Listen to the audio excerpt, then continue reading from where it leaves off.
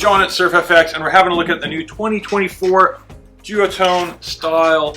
That's the Sky Style SLS, and I've got the regular construction here, wingboards. Now these are the brand new high performance, so this is your advanced intermediate kind of board. This is the board for when you're wanting to go a little bit less volume, or quite a bit less volume depending on how heavy you are, than your weight. So you're gonna, if you're 90 kilos, this is your 80 kind of liter, this is your 85 liter board. So this is the board that you're going to be doing that with. So they made it a little bit easier this year, so a few changes on last year. Straight away, the outline is quite different, even compared to the Sky Free, which you see my other video on that. We just did that, so you can check that out. These are a little bit more blunt, so they're trying to get that shape a little bit more compact, just to keep the volume down. You don't need crazy length when you're going this small. And the volume, so the wide point is really kind of up here on your front foot when you first get going.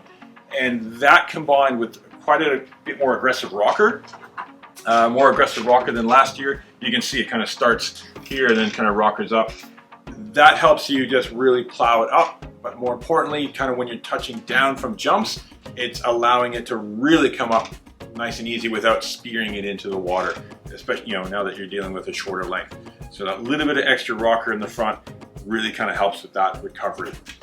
That combined with, you can see it, I don't know if you can see it on camera, but I can definitely see it right here. The front foot is a tiny bit lower than the rear. There's actually, it comes up at the back foot strap mount. It raises up quite significantly before the kick.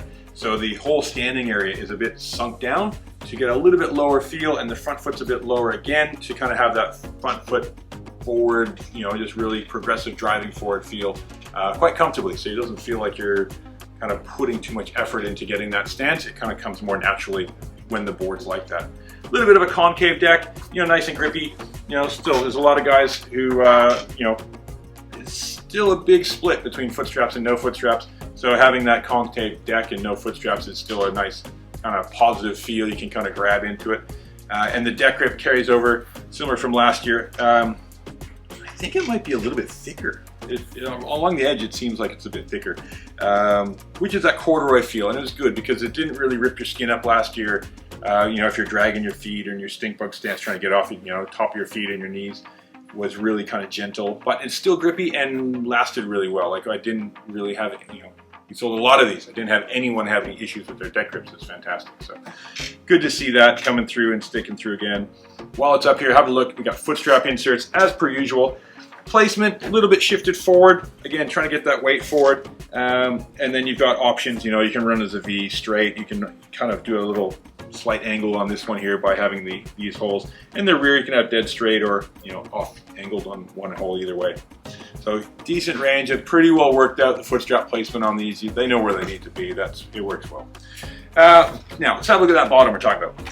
So on this here, there is a bit more contour and detail than the bigger Free. So the Free's a lot flatter. It's a bigger board. It's meant to just release really quick and get going.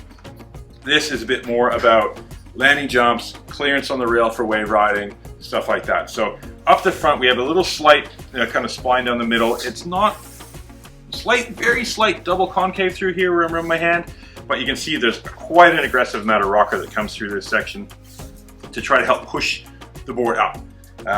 Now the back end, the rail, the rocker line, dead flat, get that release. The chine, so the bevel on the rail is a sharp bevel the whole way around. It doesn't taper off to a more vertical surface like the bigger board, like the Free does. It maintains the chine all the way back right to the back corner. But that whole line, so the distance of the chine is very different from the front to the middle to the back.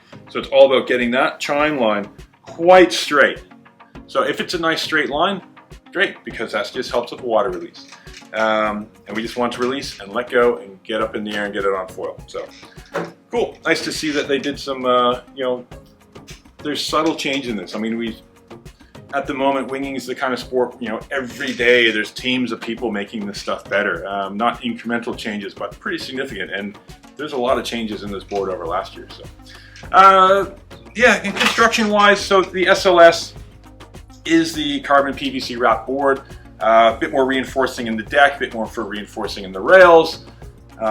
Virtually, it's not far off what the, a windsurfing wakeboard, built for jumps and stuff is like. So it's built for jumping. Little bit cheaper with the standard, but yeah, either one will get you through, no problem.